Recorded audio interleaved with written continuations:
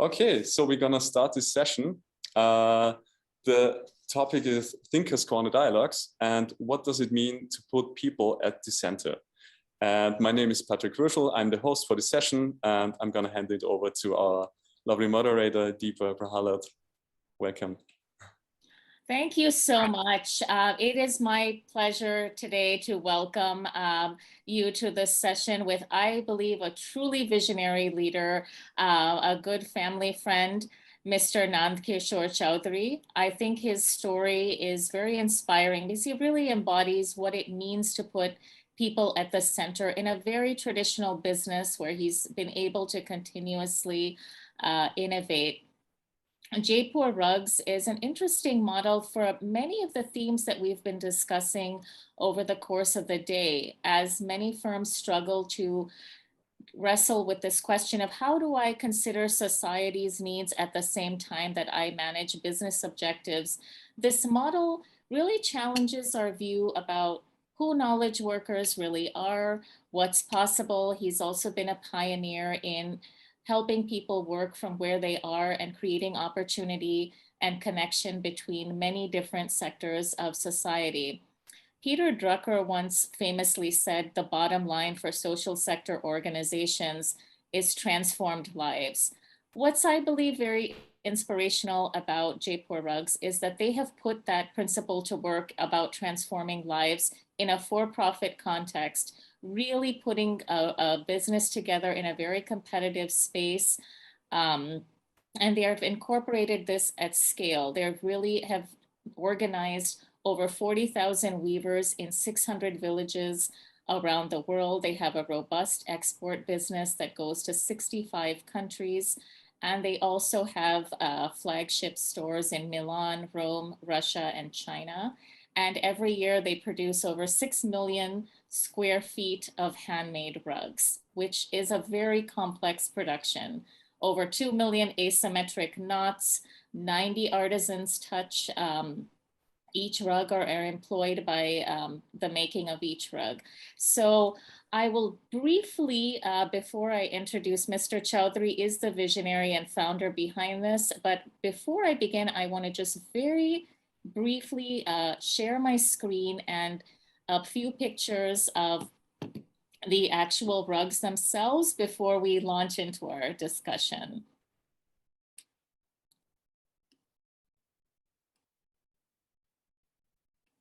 So you can see that a lot of the weavers themselves discussing how the rug, the final appearance and what the design must look like. You can see some of the weavers and their products. Okay, well, I think my PowerPoint is closed, but let me just launch into the discussion itself. Let me welcome Mr. Chowdhury and close out this screen. There's always some. So good to see you, Mr. Chowdhury. It's always a pleasure. I really am so inspired by your work every time I speak with you, and my one memorable visit to your villages and your office as well. So very warm welcome to the Peter Drucker Forum. And, you know, let me just help me understand this journey. I'm just going to start at the beginning. You started this journey in such a remote part of India. And can you tell us how you started? Thank you, Deepa. I started my career selling shoes from a little shop that my father has started. I realized that there was very little room to grow, and I was offered a full-time job in a nationalized bank. I declined the offer as I wanted to do something of my own where I could enjoy what I do. So about 43 years ago, I started with 2 looms and 9 weavers in my own house in a small town, Churu in Rajasthan, as a contractor manufacturer, producing rugs for the larger exporters in Jaipur. I borrowed $200 from my father to buy 2 looms and an old cycle to travel to weaver houses and day-to-day work. Oh, amazing. And I will note Mr. Chaudhary is being modest. They are now the largest exporter of handmade rugs from India. So it's a pretty remarkable journey. It seems like so much risk that you took on to embark on this journey, and financial risk is in some ways the lesser part of it. You challenged a lot of, longstanding social norms at the time when you started. And what were some of the challenges you faced along this journey? One of the first challenges I faced was from my own family members. In those days, caste system was very prevalent and rug weaver belonged to untouchable class and were not given the same social standing as others. Given the strong class system, interaction was not only discouraged but was looked down upon. But I could not understand how could they be different human beings. I faced a lot of resistance from my own family members and neighbors who rejected me and refused to shake hands with me at any social gathering. I fell so much in love with weaving and the weavers that I used to take my lunch, eat with weavers and their families beside the loom on which they made their carpet.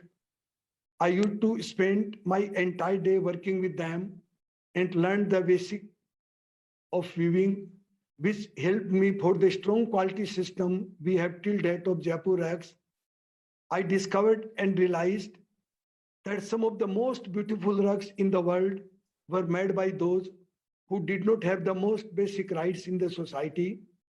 The only encouragement I had from my wife, who not only supported me, but also sometimes provided the weavers with tea and food.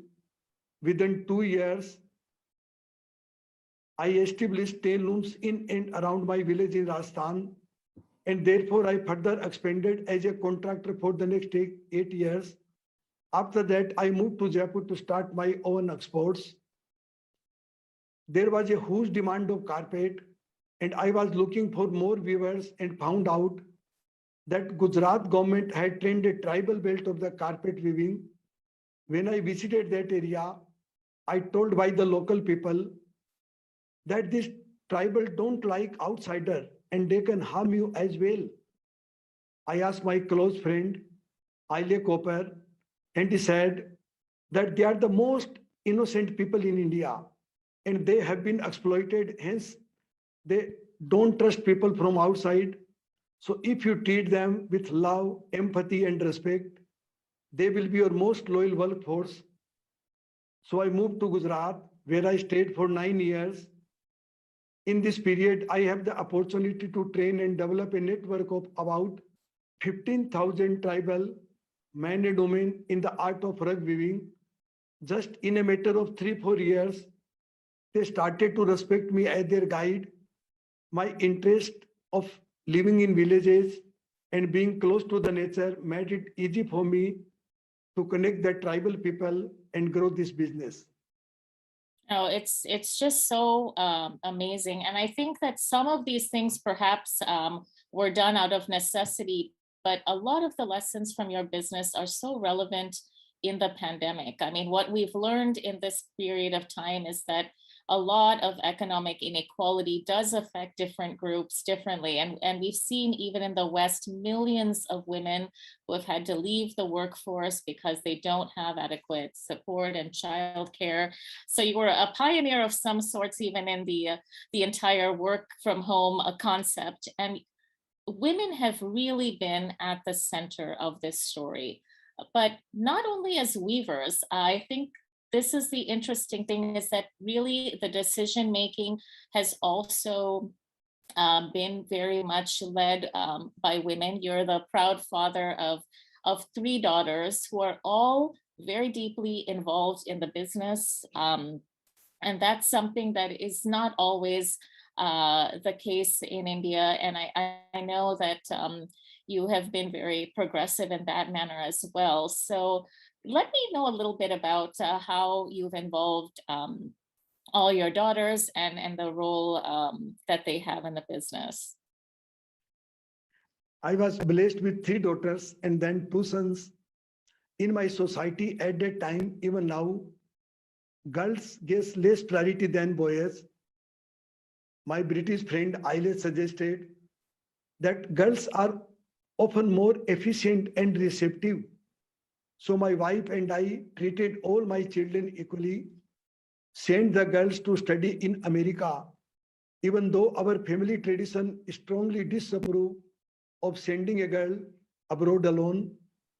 I encouraged all my children to take a deep interest in the Western lifestyle so that when they finish their studies, they would have a better understanding of the customer needs.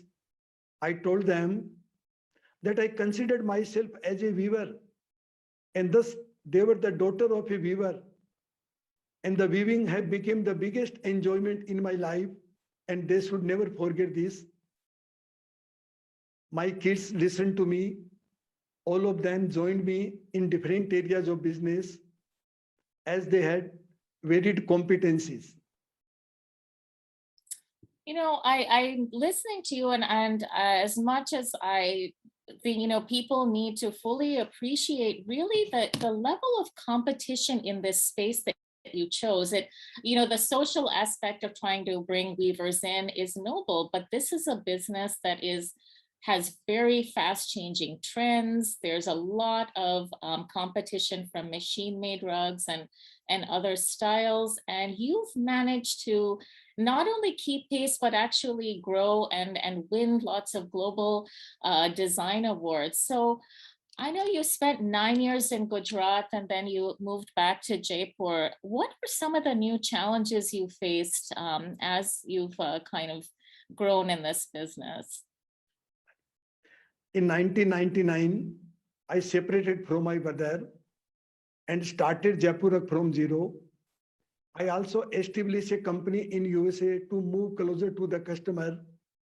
Initially, I have little knowledge of business and finance as I spent my time with weavers in different villages. As a result, I had to face a lot of problems, and it was one of the most challenging moments of my life where I had to learn the things which I did not learn in past 20 years of my life. I had already been very successful in creating a good name for myself for quality and quantity in carpet weaving. But once I started again, I had huge problems and failures for the first 3 years. I started to introspect what went wrong. I felt that my past success has created a false feeling of goodness within me. I realized that good is the enemy of best, and I have developed a mental disease called euphoria. I was highly successful at working with the people at grassroots, but now I have to learn new skills and change my leadership style to run a global business. I observed that it was me who was restricting the growth of the organization as I was everywhere in each decision. So I have to remove myself, my perception from every decision and use natural talent, wisdom, and capability of the individual. So losing myself was like melting the ice to become water, and it can be flexible and take any shape to become simpler enough to let natural growth happen. Up to now, I have relied on the entrepreneurial skills and leadership quality of the uneducated people, and they had gained a deep understanding of our business. But to support the rapid growth of the business, I have to hire fresh and experienced educated professionals, but they all put me upside down. I learned that knowledge is power, but too much knowledge and knowledge gained without practice develops ego. Practitioners sometimes get the skills without having the knowledge. To break the ego of our professionals, I started a learning initiative which we named Higher School of Unlearning. We made the professionals work with our older uneducated people in different departments to develop a deep understanding of the business processes, I also took the challenge to teach them the basic fundamentals to manage the business and people like ours, which they never learned in their school and colleges. We worked on the management philosophy, finding yourself through losing yourself. Finding yourself through losing yourself. The more I lose myself, the more I find myself. I think this is so profound. It's this pandemic and others have just forced many of us to re-examine our most basic assumptions. And this is very interesting. And of course, your story is near and dear to my heart because my own father, the late Professor C.K. Prahalad, featured Jaipur rugs in his book, The Fortune at the Bottom of the Pyramid, and really was very interested in understanding how this model was connecting the world's poorest people to the richest by really creating this world-class product, right? Not creating like a charitable model or some kind of social service, but really bringing together, skills and customer understanding. And he saw great potential for how this might go forward. But I've never heard the story from your point of view. How was that interaction? And how did it all play out? Okay, great. In early 2008, your father, late Professor C.K. Prahalad, who was #1 management guru at that time, called me and asked me if I knew who he was. I replied, who does not know you? But I was extremely surprised that why he has called me. He said that he wanted to do a case study on our business model. And then I said that what we do is very simple. And what if you write it, no one will read it. Even my neighbors does not know me. But he explained me that our global supply chain was very unique by connecting the world poorest of the poorest with the richest of the richest by enhancing the capability at the grassroots. After talking to him, I realized that we have done a few things right to reach where we are today. I attribute the success of Jaipur Rug firstly to our vertical integration and nurturing capability of the people at the grassroots. There are about 60 processes in carpet making, from buying of raw wool to the final delivery. All these processes are highly influenced by us. That gives us a competitive advantage by having the quality control of each levels, by developing the skills of uneducated people working at various levels. Headends of our weaver has risen to become either manager in our business, such as branch managers, or became entrepreneurs. Secondly, passing on more benefit to the weavers. While the hand-knotted carpet fetches good value in the market, weavers who are the real creator receive only a fraction of this because of middlemen involved in making and selling the carpets. I realized this early on and started going directly to the weavers, eliminating the middleman. We could therefore pass on more benefits to the weavers, sometimes 100% more than what they earned through the middleman. And it was a very challenging process. As I was taking away someone's business, I was constantly threatened by many contractors. One day, a politically powerful contractor came to my office with a gun and asked me to leave Gujarat. But I knew that it was the frustration of his failure. Wow. I mean, this is what's interesting is this makes you fully appreciate how challenging and the personal courage that is required to challenge some of these issues, which also helps to explain why many of them remain unresolved for such long periods of time. And, I'm so interested to see that once you became involved in helping different people, giving opportunity, you went in many unusual directions. Women, of course, were an obvious area where you could see a direct benefit. But you've taken this idea of inclusion and giving a voice to people to very interesting places. So can you tell me a little bit of your about your new project, this Manchaha Project Initiative? I believe that innovation will be a key for Jaipur to grow further. I saw our artisan as human, but my daughter Kavita, who heads the design for the company, went a step ahead and show an artist in them. She began an initiative to include our viewers in the product development and design processes to unleash the creativity of the talented artisan we work with. And we termed it Man Chaha project. Man Chaha in Hindi means freedom to design, so that the artist can put their heart and soul. Each Man Chaha rug is one of kind and designed by the weaver themselves. Man Chaha now sits in some of the top designers' home in the world. Also, Man Chaha has won 9 global awards.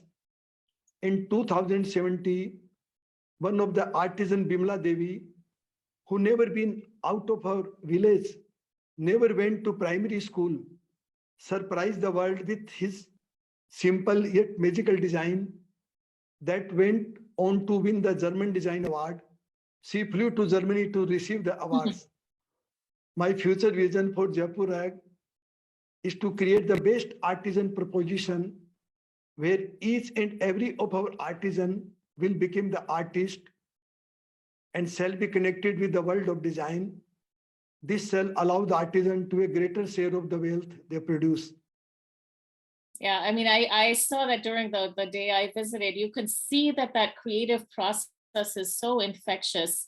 I know that several of the weavers we met all invited my husband and I into their homes, and I think somewhere in there that fire was ignited, and people started showing us, well, I embroidered this diaper bag, and one person had painted pots. So you've really given people that agency, and it becomes addictive. They building their capabilities and applying that to other aspects of their lives as well. And given that you've created such a powerful legacy, my natural question is, how are you ensuring that your legacy really stays for next decades?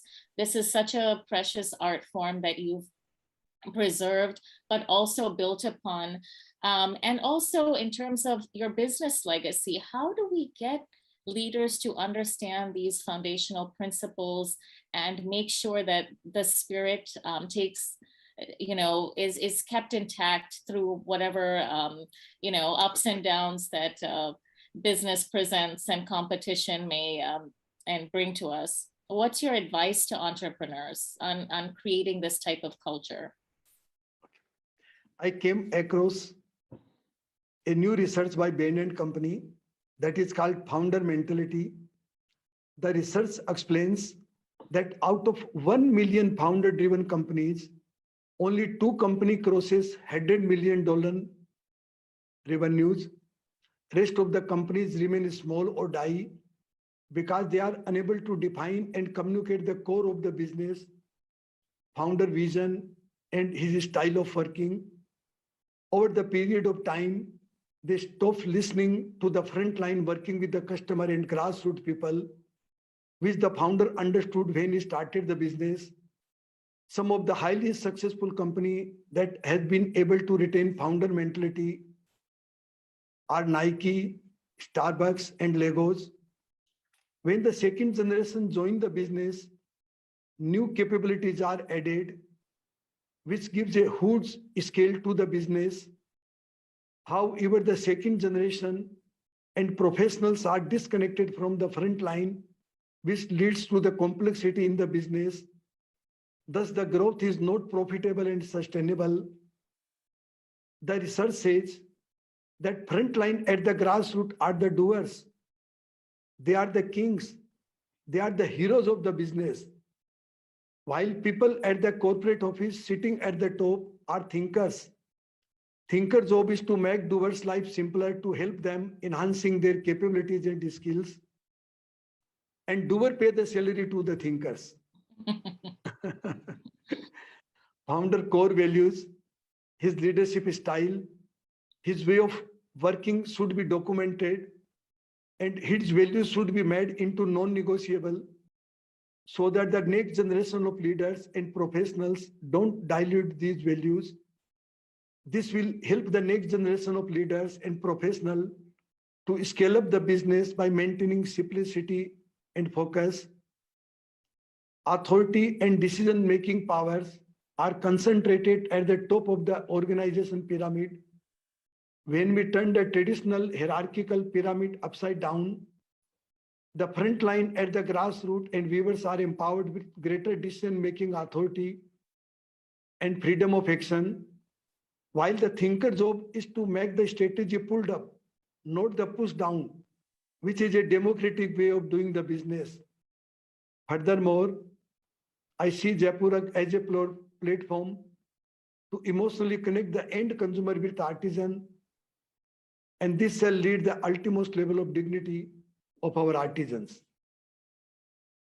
You know, that's so interesting, Mr. Chaudhary. And one of the things that I see when I hear you talk over and over is you kind of touch on these core ideas about love and empathy, dignity, respect. They're just woven in so seamlessly when you're talking about weavers and how you run your business. And of course, because your family's involved and you have this very warm relationship with many of the people in your business. So I think this is an important thing to understand. You've mentioned this idea about love and actually even innocence in business. And I just want to hear you elaborate a little bit more on that. In 2019, Professor Raj Sisodia, who is the founding member of the Conscious Capitalism movement, in his book, The Healing Organization, explained how a business can heal the society and customer together. In his book, he published a case study of Jaipur Rag on the power of innocence. I believe innocence would be the future of the management science. Innocent people have the power to see and understand the things which others can't. This will transform the business around the world. I often say, we don't sell carpet, we sell blessings, we sell experiences, we sell stories, and our carpet is free. When our customer buys the carpet, he gets the blessing of our artisans, and our artisans receive back the healing which comes from the customer happiness and warmth. This completes the circle. I would like to share a small experience. When I was in college, I had a very strict college professor of business administration, and he came to my classroom and called out my roll number and asked me to stand. I got scared as to why he was asking me, as I was a very disciplined student, and I started to think, what wrong might I have done? Then he took out a test copy in his hand and showed to everyone in the class, saying, look, the answer this boy has written. The question was that what is the definition of business? And what I had replied was, business is next to love. It is the creator and preserver of civilization. The professor then said, this boy will become a unique businessman one day. Yeah, absolutely. Well, I think he was way ahead of his time and seeing the future.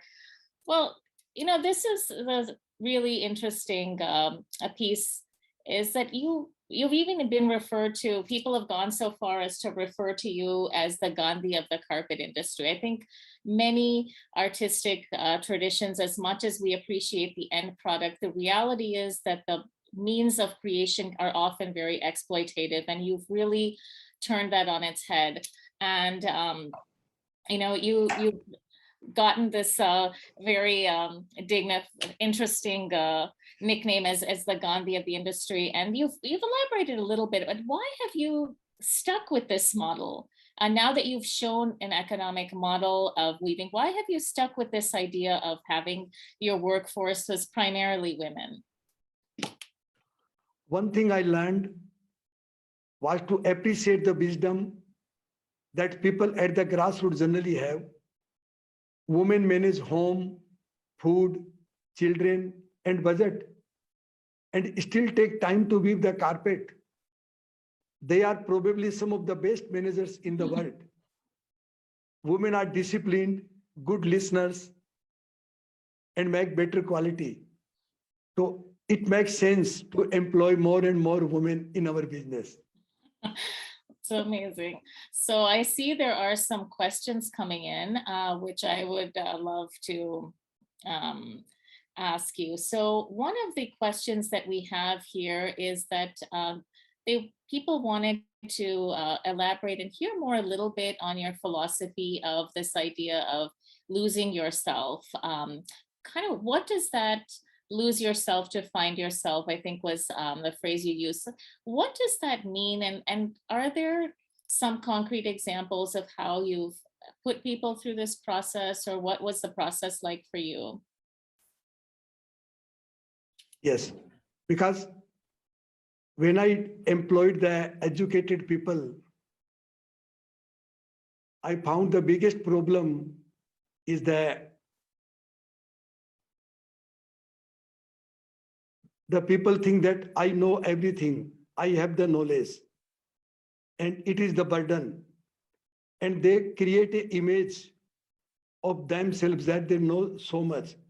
And I also knew that the ego is the root cause of all the problem.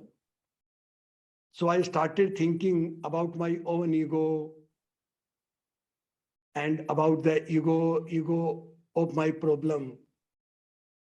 And then we started an initiative, which we named, as I told, the High School of Unlearning. And I also firstly, I worked on myself, that I am driven by the unconscious mind. So how to bring the consciousness into whatever I do. And then we started, when the people show me as an example, they started changing themselves. And one thing which we do, that we try to find out the people who are very simple, very humble, and driven by the purpose and meaning of the life. Amazing. And I think, let me just see, there is another question here, is that, to what extent are the people who you work for, are the people, the weavers themselves, the people who work for the company, do you consider them also shareholders? How do you look at, I know you have some interesting business model changes from what the norms are in the industry. How do you look at valuing the contribution of your workers? We pay them on their job basis. We pay them what they work do in a month. But we are, with each and every weaver, we are connected by heart, and they all are like my family members. So we opened our business model for the whole world, and so many customers, researchers going to the village to see them, and they find it very amazing that how we created this culture. They became so receptive. So they understand the needs of the customers, and we try to change their mindset. We try to develop their leadership. So they were so receptive that they did it very rightly. Yes, and Yogesh has also added that you really have the foundation, which also really helps incorporate the weavers as well, and looks after aspects of their welfare much more even directly. So I have another question. Somebody said, respected Chaudhary ji, how can we be competitive if we're innocent in business? Is there any way to move away from ego and competition toward more collaboration? Or do we lose our edge and lose out to competitors? So how do you balance this idea of innocence with a very competitive business that you are in? This is an interesting question that has come in from our audience. No, I think it is really a great question. What I learned that there are two type of companies. One is competitive companies, which is driven by the inferiority complex or driven by the fear. And the other companies are the great companies, which is driven by the love. So innocence comes from the love. So if you love yourself, if you love your people, and if you love whatever you do,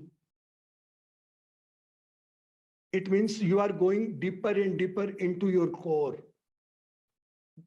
The deeper you go into your core, you are making harder and harder for your global competitors to copy you. Generally, I say that I never thought that my market is hot in Europe or America. I always say that we are going deeper and deeper into our core. So wherever we go, the market became the hot. Yeah, very, very interesting.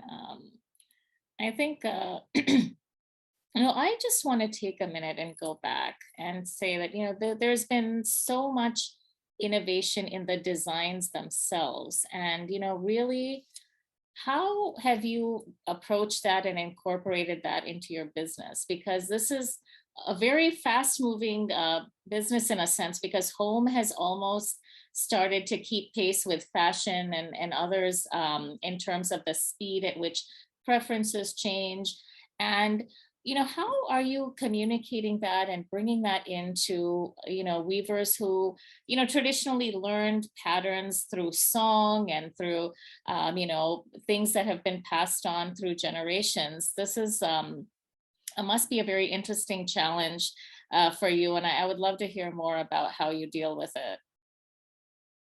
As I told you that we changed the mindset of our viewers, and they became so receptive.